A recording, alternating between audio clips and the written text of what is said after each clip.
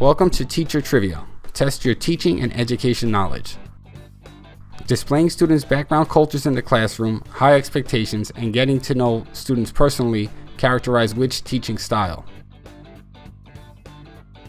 A. The permissive teaching style. B. Inquiry-based learning. C. Culturally responsive teaching.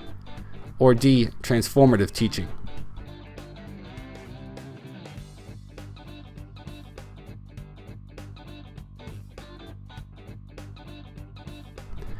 And the answer is culturally responsive teaching.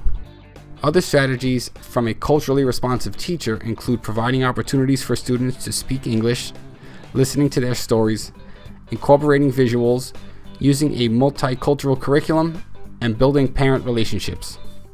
Nice job if you got this answer correct. If you would like to learn more about culturally responsive teaching, check out the video in the top right-hand corner. Thank you, and don't forget to hit the like button and the subscribe button.